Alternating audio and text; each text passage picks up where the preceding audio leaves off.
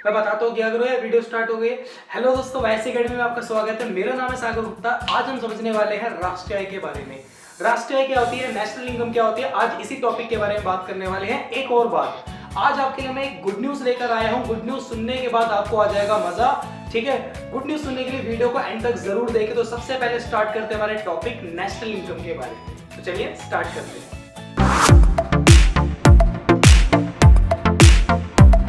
तो दोस्तों बात करते हैं राष्ट्रीय आय के बारे में। राष्ट्रीय आय क्या होती है, लेकिन राष्ट्रीय आय से पहले आपको तीन चीजें समझनी होंगी। पहली, लेखा वर्ष क्या है, मार्केट प्राइस क्या होता है और फैक्टर कॉस्ट क्या होती है। ठीक है, बाजार कीमत और साधन लागत क्या होती है। ये तीन चीजें पहले आपको समझनी है, उसके बाद में आऊंगा राष्ट्रीय आय पे। बहुत ईजी है।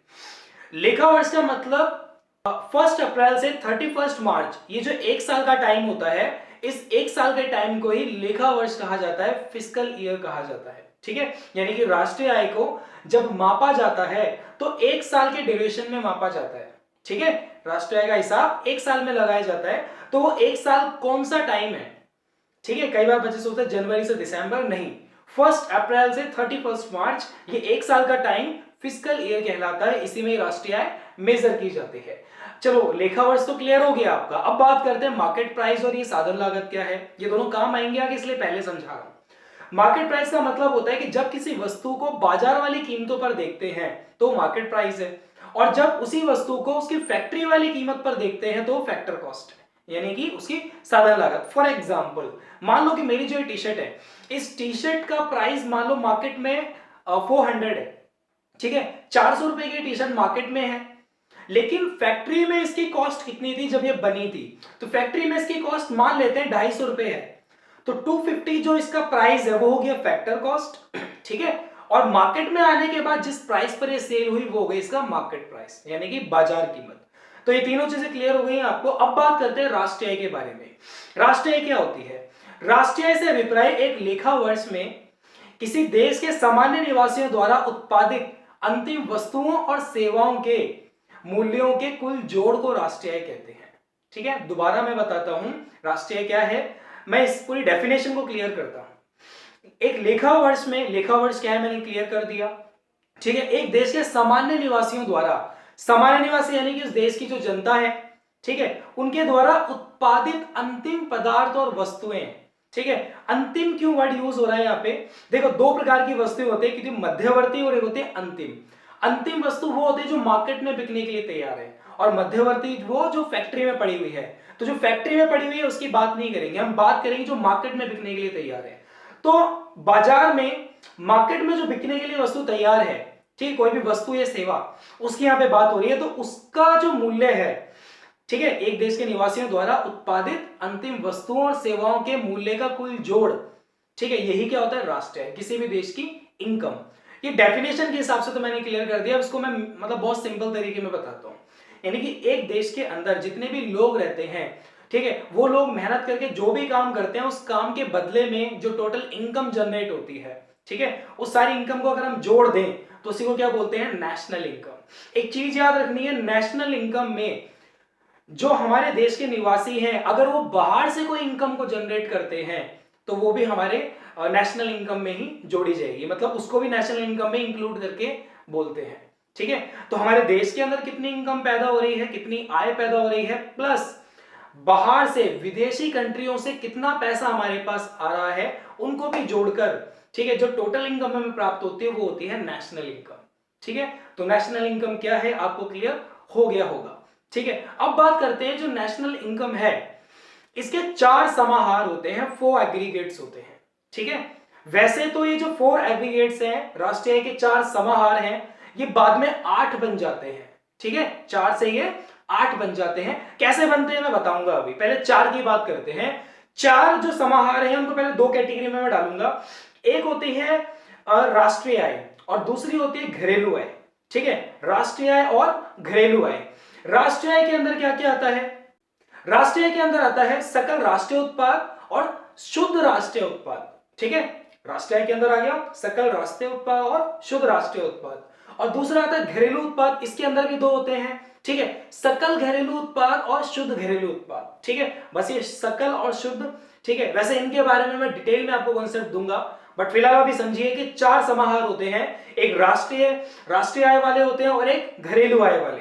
तो अब अगर मैं इसको मार्केट प्राइस से मेजर करूं तो ये क्या बन जाएगा, सकल राष्ट्रीय उत्पाद बाजार कीमत पर, और दूसरा वाला क्या बन जाएगा, शुद्ध राष्ट्रीय उत्पाद बाजार कीमत पर। ठीक है, क्योंकि बाजार कीमत पे काउंट कर रहे हैं। अच्छा, घरेलू वाले को कैसे पढ़ेंगे, सकल घरेलू उत्पाद बाजार कीमत पर, और नीचे वाला शुद्ध घरेलू उत्पाद बाजार कीमत पर, यानी कि बाजार कीमत पर ये सारी चीजें हमें क्लियर हो जाती हैं। तो ये रहा पूरा कॉन्सेप्ट। सर आप तो कहने वाले थे कि आप 8 बताने वाले हो, तो 4 ही हुए। no! अरे वो तो मैं बताना भूल गया, मतलब मैं बताने वाला था। मुझे लगा कि मैं देखना चाहता था कि तुम कितने ज्यादा अवेयर हो, मतलब कितने ज्यादा जागरूक हो, तुम वीडियो ध्यान से देखते हो नहीं देखते हो। ठीक है, वो तो मैं बताने वाला था। ठीक है, तुम पढ़ो, मैं बता रहा हूँ। तो हाँ दोस्तों, मैं क्या बात कर रहा था कि 4 मैंने आपको बता दी। मैंने 8 के बारे में आपको बताया था कि 8, ये 4 ही 8 बन जाते हैं। तो ये 8 कैसे बनते हैं, ठीक है। 4 आपको पता लग गया मार्केट प्राइस पर। अब जो मैंने साधन लागत पर आपको बताया था वो और 4 गिन लो, मतलब इन्हीं में ही आप साधन लागत ऐड कर दो। ठीक है, तो ये हो जाएंगे 8। ठीक है, तो ये 8 कैसे बन जाएंगे, 4 आपको दिखाई दे रहे हैं, और अगले जो 4 हैं वो ये रहे।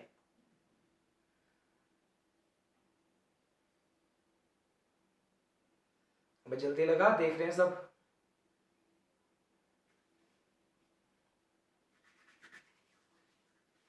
हाँ तो दोस्तों दोबारा मैं बता रहा हूं कि अगले जो 4 हैं वो 4 हैं ये। तो ये 4 आपको क्लियर हो गए। ठीक है, 4 ये, 4 पहले वाले। ठीक है, ये तो हो गए 8। तो 8 समाहार, 8 एग्रीगेट्स आपको पता लग गए। ठीक है, कि क्या होते हैं। तो अब बात करते हैं, ये जो जीडीपी है, जीएनपी है, एनएनपी है, ये याद नहीं हो पाता है, किस तरीके से इसको याद किया जाए। ठीक है, अच्छा याद करने को जरूरी नहीं है आपको याद ही करना पड़ेगा, समझ लेना है बस। बहुत ही इजी कॉन्सेप्ट देता हूं और अभी देता हूं। ठीक है, आराम से आपको क्लियर हो जाएगा, याद करने की जरूरत ही नहीं है। सबसे पहले आपको समझ लेना है कि अगर जी आ जाए तो जी मतलब होता है ग्रॉस, ग्रॉस यानी कि सकल। अगर एन आ जाए तो उसको बोलते हैं शुद्ध यानी कि निवल। ठीक है, नेट भी कहते हैं इंग्लिश में। ठीक है, और अगर एन बीच में आए, ठीक है, अगर शुरू में आता है तो नेट कहेंगे, अगर बीच में आता है तो उसको नेशनल कहते हैं। ठीक है, यानी कि राष्ट्रीय आय। उसके बाद आपको याद रखना है डी, डी मतलब डोमेस्टिक यानी कि घरेलू, और फिर याद रखना है आपको पी, पी यानी कि प्रोडक्ट यानी कि आय। प्रोडक्ट और इनकम, ठीक है, उत्पादन या आय, ये दोनों एक ही बात है। ठीक है, आप सकल घरेलू आय भी बोल सकते हो, सकल घरेलू उत्पाद भी कह सकते हो। ठीक है, उसके बाद बात करते हैं एमपी। एमपी यानी कि मार्केट प्राइस, शुरू में बताया, और एफसी यानी कि फैक्टर कॉस्ट। ठीक है, तो ये सारी चीज आपको याद रखनी है। अब कुछ भी आपके पास आ जाए तो आप बस ये चीज याद रखो कि किस वर्ड की क्या फुल फॉर्म है। ठीक है, जैसे मान लो कि मैं बताता हूं आपको एनडीपीएफसी। अब एनडीपीएफसी, अब एन मतलब हो गया, देखो शुरू का एन है तो क्या लगाओगे, नेट। डी मतलब डोमेस्टिक, पी मतलब प्रोडक्ट, और एफसी मतलब एट फैक्टर कॉस्ट, यानी कि शुद्ध घरेलू आय साधन लागत पर। तो आई होप आपको बहुत अच्छे से क्लियर हो गया होगा, और याद करने की जरूरत तो सर जी बिल्कुल भी नहीं है। गुड न्यूज बताई नहीं आपने? हाँ हाँ, गुड न्यूज बता रहा हूँ बेटा, अभी बता रहा हूँ, बैठ तसल्ली रख, थोड़ी सी भी बता रहा हूँ मैं, गुड न्यूज पे ही आ रहा हूँ। ठीक है, तो दोस्तों गुड न्यूज बता देता हूँ पहले, बहुत तावला हो रहा है। तो दोस्तों गुड न्यूज क्या है, गुड न्यूज ये है कि 18 मई से शाम को 4 बजे रोज मैं आपको फ्री इकोनॉमिक्स की क्लास YouTube पर ऑनलाइन देने वाला हूँ, लाइव ऑनलाइन। ठीक है, यानी कि मैं लाइव आया करूंगा आपके पास, और लाइव हम एक साथ बैठ के समझेंगे, एक एक कॉन्सेप्ट को डिटेल में समझेंगे, बहुत मजे से समझेंगे, बहुत इजी तरीके से समझेंगे। ठीक है, लाइव ऑनलाइन क्लास चलेगी और कंटिन्यू क्लासेस चलेंगी, आपके पूरे इकोनॉमिक्स के कॉन्सेप्ट को क्लियर करेंगे। ठीक है, याद रखिए 18 मई से शाम को 4 बजे, ठीक है, रोज ऑनलाइन हम यहाँ पे पढ़ाई करेंगे, रोज ऑनलाइन इकोनॉमिक्स के कॉन्सेप्ट को अच्छे से समझेंगे। ठीक है, तो भूलिए मत। ठीक है, आपको इस टाइम पर जरूर आना है, इस टाइम पर आपको जरूर आना है, तेरी सैलरी काटूंगा मैं। तो आई होप आपको वीडियो पसंद आई होगी। तो मिलते हैं नेक्स्ट वीडियो में। और एक बात, एक जादू और बताना है आपको। पता है मेरे मोबाइल में क्या है, जब मैं YouTube पे वीडियो देखता हूं ना तो एक लाइक का बटन आता है, मतलब लाइक की शेप आती है, और जैसे ही मैं उसको छूता हूं नीला हो जाता है। अगर आपको जादू देखना है तो देखो सामने आ रहा है, उसको छुओ, टच करो, वो नीला हो जाएगा। ठीक है, अगर ये जादू हो जाए तो मुझे कमेंट में जरूर बताना। ठीक है, मिलता हूं आपसे नेक्स्ट वीडियो में। Thank you.